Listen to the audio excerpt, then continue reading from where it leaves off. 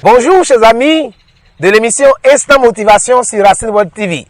Que la paix et la grâce de Dieu soient avec vous. C'est votre coach, votre ami, votre frère Moussou Louis.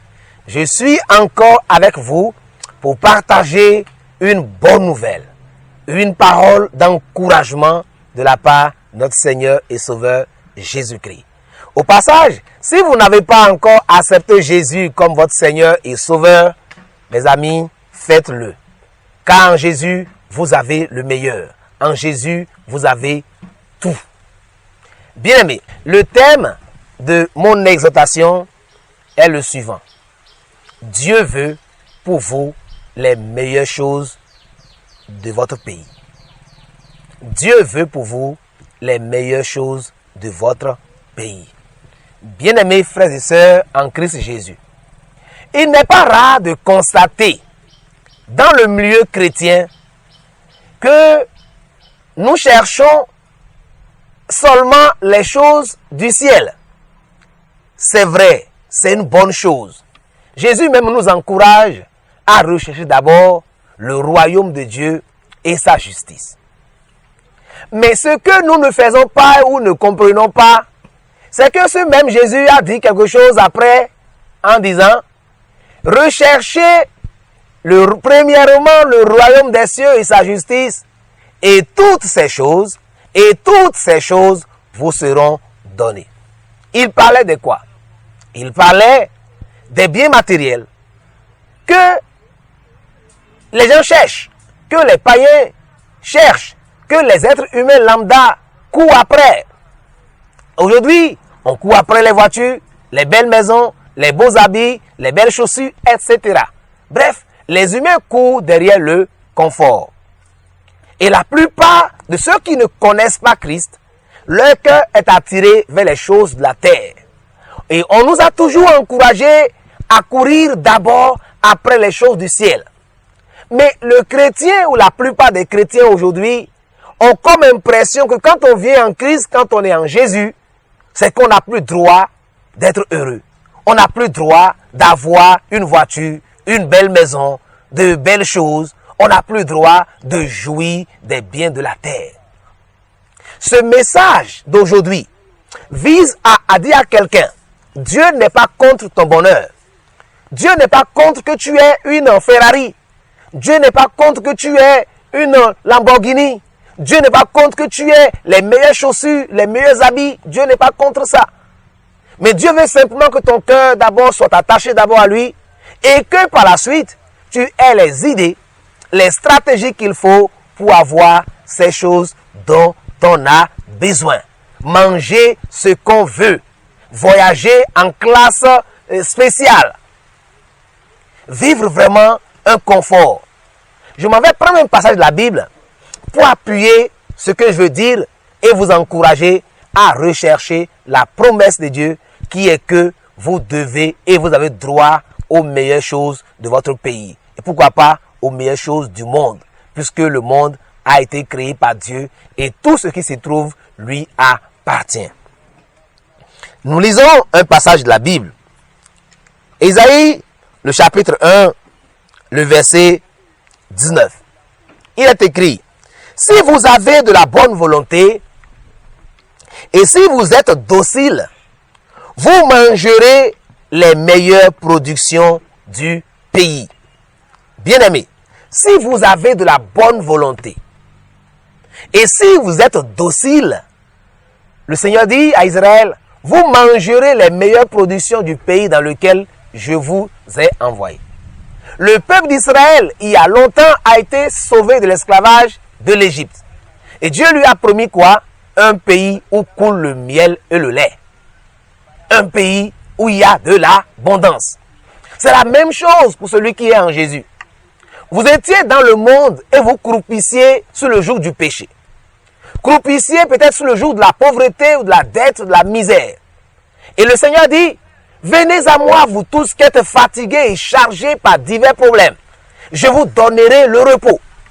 Bien-aimés, dites avec moi, y a-t-il de repos quand on manque de quoi manger? Ton âme est au repos parce qu'il a accepté Christ. Mais lorsque ton corps physique manque de quoi manger, est-ce qu'il y a un véritable repos? Quand tu n'arrives pas à dormir dans une maison où tu es confortable, lorsque tu peux te déplacer est un problème pour toi, lorsque tes enfants sont dans les pires écoles de ton pays, est-ce que tu es vraiment dans le repos? Allons nous dire que Dieu veut seulement qu'on se prépare pour aller au ciel. Bien-aimé, cet évangile qui encourage à négliger, à ne pas chercher à avoir un peu de confort sur la terre n'est pas complet. L'évangile complet, c'est que nous avons le repos en Christ. Chacun selon sa condition et selon sa foi. Le Seigneur dit, si vous avez de la volonté, ça veut dire quoi? Pour manger les meilleurs produits du pays là, il faut que tu aies de la volonté. Si tu veux le meilleur, tu auras le meilleur.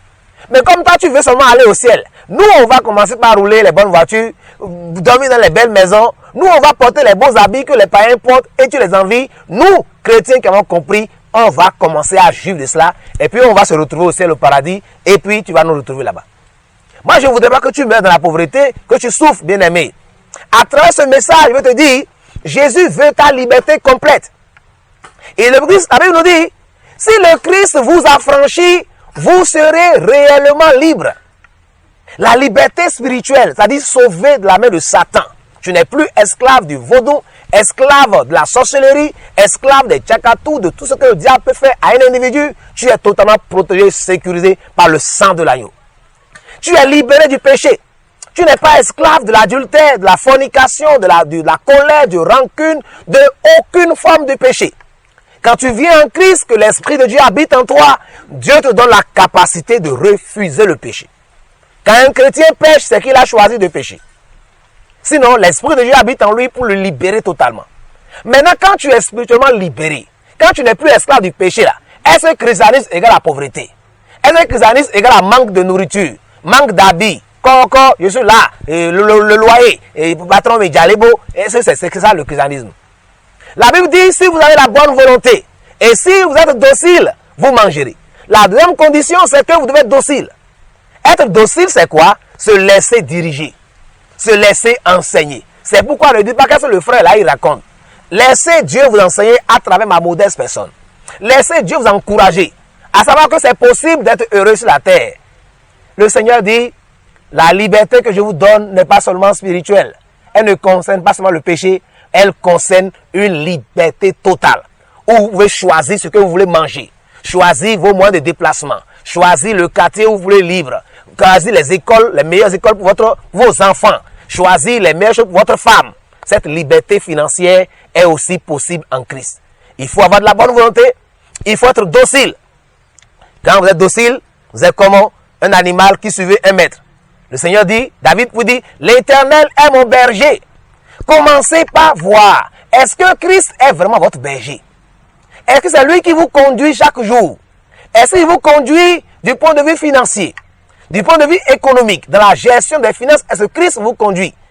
Dans votre travail, est-ce que Christ vous conduit? Est-ce que vous lui accordez une place dans votre entreprise afin qu'il vous aide à prendre les bonnes décisions? Quand Christ est votre berger, il ne vous conduit pas dans le désert. Je répète, si Christ est votre berger, il ne vous conduira pas dans le désert pour que vous ayez manqué de quoi manger. Il vous conduira dans de verts pâturages. Et dans le vert pâturage, il y a l'abondance. C'est pourquoi Jésus a dit à ses disciples, vous ne demandez pas.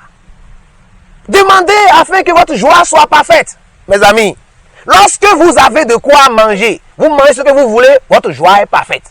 Quand vous portez les habits que vous voulez, ou quand vous voulez, votre joie est parfaite. Quand vous dormez dans la maison de votre choix, dans le quartier de votre choix, vous avez une joie parfaite. Mais mes amis, regardez votre situation actuellement. Ce que vous manquez, est-ce que votre joie est parfaite? Jésus a dit, je suis venu pour que mes brebis aient la vie et qu'elles aient la vie en abondance. Comme dans le jardin d'Éden, Adam et Ève ne manquaient ni à boire, ni de quoi manger, ni de quoi se déplacer. Il y avait de l'eau. Ils avaient de l'eau en abondance. Une piscine naturelle où ils pouvaient jouir vraiment de tout ce qu'il y a de meilleur dans le pays. Bien-aimé, ce message vise à te dire, c'est possible d'être un chrétien sanctifié, consacré, zélé pour l'œuvre de Dieu comme moi je suis, par la grâce de Dieu, et en cherchant à manger les meilleures productions du pays. Et cela dépend de ta docilité, de l'écoute du Saint-Esprit, de ta capacité à entreprendre. Le Seigneur nous dit que la main, d'accord, nonchalante, appauvrit. Mais la main qui aime travailler, elle s'enrichit. Dieu veut que tu travailles. Dieu veut que tu diversifies tes sources de revenus. Dieu veut que tu te lèves. Seigneur, où vais-je investir? Seigneur, où vais-je travailler? Seigneur, où vais-je rester?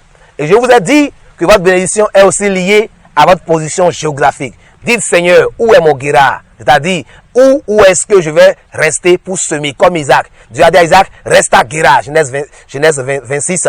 Et il est resté à Guérard. Cet homme devint riche, de plus en plus riche et fort riche. C'est possible pour vous aussi qui m'écoutez de devenir très riche, de plus en plus riche et fort riche. Et ainsi, vous mangerez les meilleures productions de votre pays. Et vous serez à l'aise. Et Christ sera glorifié. Et vous allez être des bailleurs de fonds pour l'évangélisation. Pour que les gens disent que Jésus, il est bon. Si vous avez été béni, abonnez-vous à Racine World TV. Partagez à vos amis afin que cette chaîne grossisse et que les gens soient encouragés. Je prie pour vous. Merci Seigneur pour ce message. Merci pour ceux qui l'ont entendu. Qu'il demeure une bénédiction pour chacun d'entre nous afin qu'on se lève et qu'on jouisse du meilleur de ce que tu as réservé pour notre pays, pour nous, au nom de Jésus. Amen. À toi la gloire, pour ressusciter.